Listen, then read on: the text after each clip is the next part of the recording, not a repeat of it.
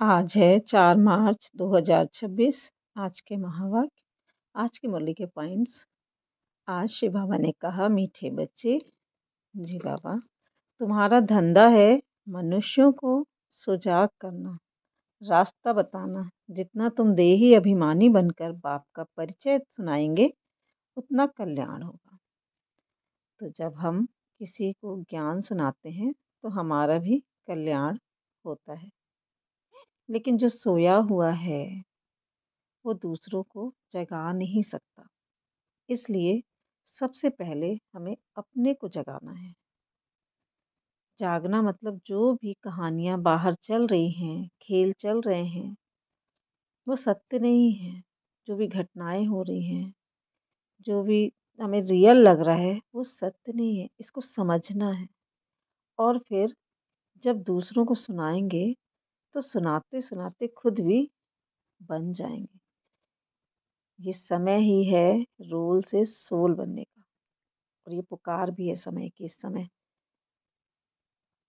तो रोल से सोल बनने का सबसे बड़ा पुरुषार्थ है अपने को आत्मा ही समझना है।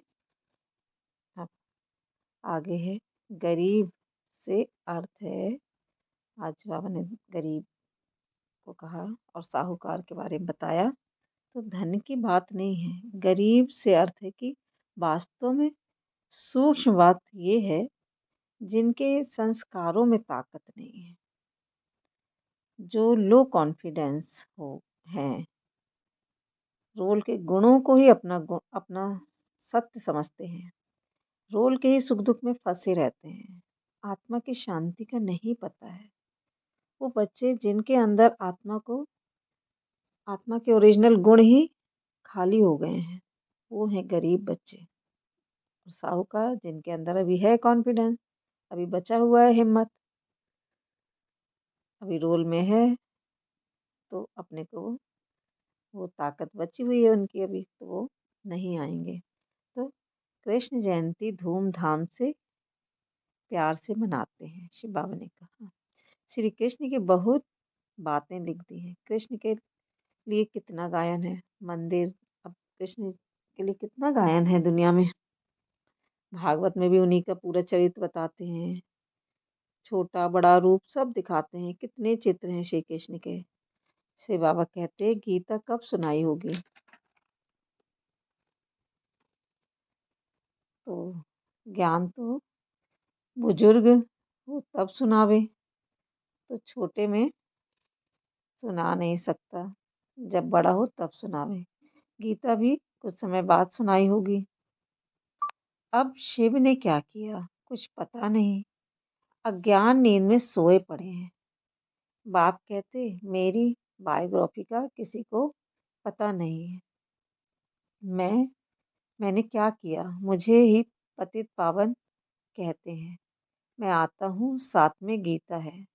मैं साधारण तन में, बूढ़े अनुभवी तन में माना जब ब्रह्मा बाबा 84 जन्म पूरा करते हैं ना, ब्रह्मा बाबा में ही 84 जन्मों का पूरा पार्ट भरा है। ब्रह्मा बाबा का ही तो वो मन है जिसमें पूरा ज्ञान है। जो जब शिव बाबा माना साइलेंस निराकार उनके तन में आए, तो वो उनके मुख से इमर्ज होने लगा ज्ञान। तो उन्हीं को अनुभव है ना पूरा, कि कृष्ण कौन है, गीता का। तो उनके अंदर वो फीट है, लेकिन वो निकलेगा कब? जब परमात्मा शिव आएंगे। वो क्योंकि वो इमर्ज तभी होगा अंदर से, जब शिव और आत्मा और परमात्मा कंबाइंड होंगे। तो उनका मन कंबाइंड हुआ जब निराकार मन से, तो उनका मन सबसे पहले जगा। जो पूरा अनुभवी है जिनका मन, वो शुरुआत से रहा, इसलिए उनके मुख से। लेकिन सबसे बड़ी बात है शिव बाबा, बड़े से बड़ा है शिव। पहले तो उनकी जयंती हो, फिर साकार मनुष्य की हो, क्योंकि जब साइलेंस निराकार परमात्मा ही नहीं आएंगे तो ज्ञान इमर्ज ही नहीं होगा। तो जैसे शिव बाबा आए, वैसे ही ब्रह्मा बाबा का मन भी जग गया। जैसे उनके तन में आए, वैसे ही उनका ज्ञान इमर्ज हुआ, तभी तो उनका नाम ब्रह्मा पड़ा। उनकी कॉन्शियस, हायर कॉन्शियस जो ब्रह्मा की कॉन्शियस है वो जग गई। तो पहले तो शिव बाबा ही है ना, वो ही है। साइलेंस तो वही है, साइलेंस का सागर, प्यार का सागर, वो जो एवर प्योर है। जब तक वो नहीं आएगा, जब तक कुछ नहीं हो सकता। कौन सुनाएगा? शिव बाबा ने कहा, देह अभिमान में आकर किसी भी प्रकार का फैशन नहीं करना, जास्ती शौक नहीं रखने, बहुत बहुत साधारण होकर चलना है और आपस में बहुत बहुत रूहानी स्नेह से चलना है। सपूत बच्चा बनना है, अहंकार में नहीं आना।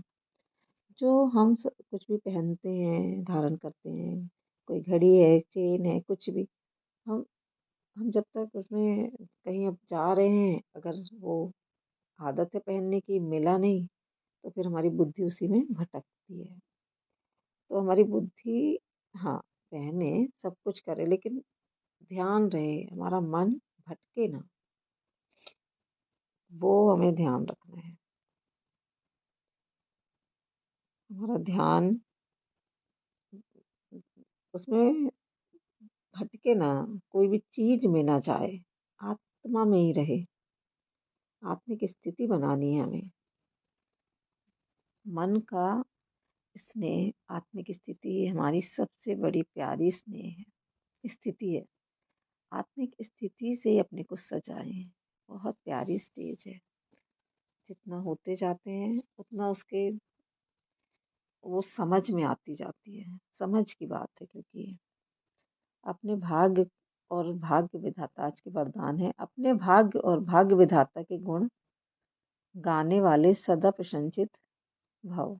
सभी बच्चों का जन्म से ही ताज तखत तिलक जन्म सिद्ध अधिकार के रूप में प्राप्त होता है। तो परमात्मा ने आकर ही तो हमें बताया ये सब। और जैसे वो आया, उसने ये भी बताया तुम मेरे जैसे हो, कंबाइंड हो। तो कितना बड़ा तख्त, कितना बड़ा ताज ये है। ये हमें पता हो गया कि हम कौन है। तो अपनी सिर्फ आत्मा बस नहीं है, हम कौन सी आत्मा है, ये पता चला। तो जो अपनी कमजोरियों के गुण हैं उनको नहीं गाना है, रोल में के बारे में सोच सोच के बताते हैं, आज ये हो गया, आज अच्छा नहीं लग रहा, आज ये हो गया, मैं थोड़ा परेशान हो गई, क्यों हुआ, कैसे हो गया। इन सब प्रश्न में ये सब बात हमें नीचे गिराते हैं। हमें याद रहे कि हम वो नहीं जो ये रोल में हो रहा है बार बार। हम कौन है? वो ताकत जिसे दुनिया ढूंढ रही है, वो ताकत है हमारे साथ, वो भगवान हमारे साथ है। आप अपने भाग्य के गुण गाना है। हम हैं ही भाग्यशाली, हमें वरदान मिल गया है, हम हैं ही भाग्यशाली, संपूर्ण सदा संपन्न आत्मा। और क्योंकि जिसके रोल में अभी सब कुछ अच्छा चल रहा है, बढ़िया चल रहा है, परिस्थिति की कोई बात नहीं है, कोई ऊपर नीचे नहीं है, तो वो खुश रहे, ये कोई बड़ी बात नहीं। ये तो कोई भी खुशी में तो सब खुश रहते हैं, लेकिन जिनकी परिस्थिति अभी ऊपर नीचे हो रही है, कुछ परिस्थितियों में आ रहे हैं उतार चढ़ाव, तो उस समय हमें याद रहे कि हमारे साथ कौन है। सर्वशक्तिमान बाप हमारे साथ है, भगवान हमारे साथ है।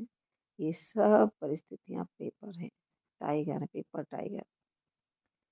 इतना भगवान पे निश्चय, इतना विश्वास रहे कि हमारा भाग्य अब इतना सुंदर होने वाला है, तो हम पीछे मुड़कर क्यों देखें, हम भगवान के साथ चलें। तो ही अंदर आत्मा की ताकत बढ़ेगी, क्योंकि सब कुछ हुआ पड़ा है। आत्मा के एक्सपीरियंस में हमको जीना है, सब कुछ देखते हुए।